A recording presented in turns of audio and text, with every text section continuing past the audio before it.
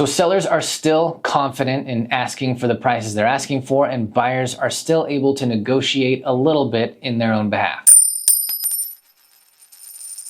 How's it going, guys? I'm Christopher McGee. I'm the owner of Halcyon Real Estate, affiliated with the Keller Williams Market Center in Salt Lake City, Utah. Today is the 13th of May, 2024, and it's a beautiful day outside. It's 70, it's supposed to get up to 80, I think, and we've got a week predicted of mid to high 70s, so finally looking like spring, segueing into summer. This is the numbers and the nuance. This is the video series you come to every week in order to know exactly what's going on in Utah's housing market. I'm about to give you my rundown of what the market looks like and why it looks like that, and then I'll show you the charts with the numbers pulled right off the MLS so that you can see the trends of exactly what's happening here. So we'll look big picture for just a moment, and then we'll zoom in on the numbers.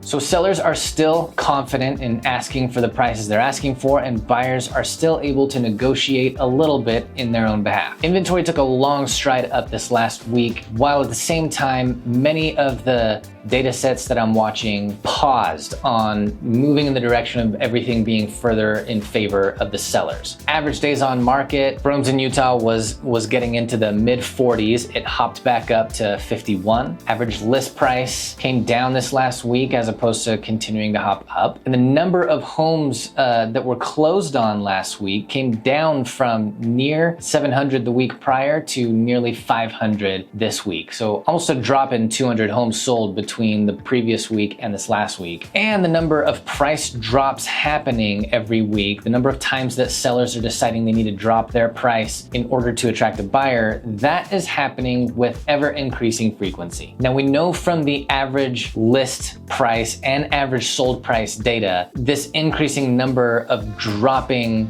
list price does not mean that homes are actually dropping in price as a trend. What it means is there are sellers aggressively pricing their homes and then dropping their asking price by 5 to 10K. So this ever increasing number of price drops that we're seeing from week to week reflects two facts. One, the increased number of homes that are available for sale on the market in the first place, and two, an increase in very small price drops on aggressively priced homes. Let's look at the numbers.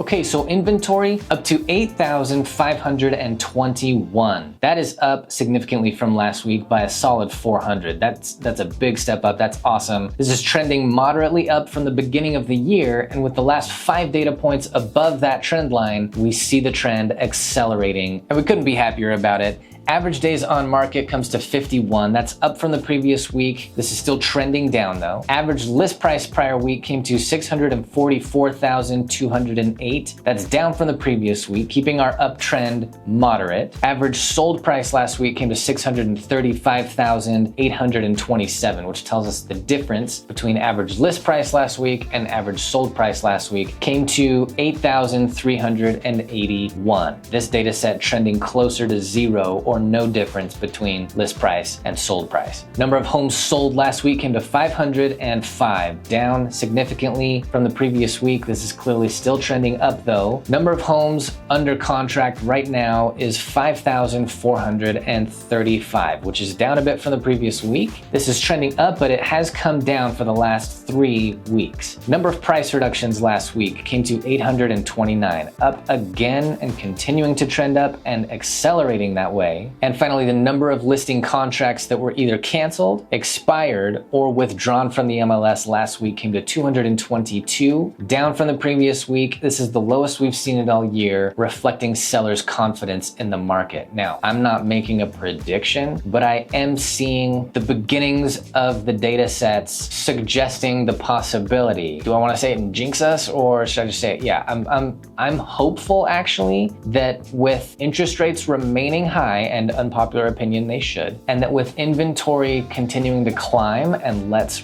really cross our fingers and pray and hope that it continues to climb. It would be a shock if it happened this spring or summer, but it would be amazing if this coming fall/winter, we started to see not a housing market crash, but a housing market correction of prices coming back down as a trend. Interest rates remaining high and inventory getting higher are gonna be the two keys for that hopeful outcome. Okay, as always, if you've got any questions or comments or angry rants on anything that I've said in this video, please feel free to leave me comments and I'm gonna be happy to respond. If you or anybody you know is thinking to buy real estate or sell real estate in Utah here in the coming months or this year, I hope you feel comfortable reaching out to me because I'm gonna be comfortable working with you. I'm gonna be happy to be on your team. And as always, if you'd like to stay educated on Utah's housing market, there is not gonna be a better way than to hit that subscribe button and stay up to date on it all with me from Monday to Monday or whatever day of the week you watch this video. Thanks for watching this week, guys. We'll see you in the next one.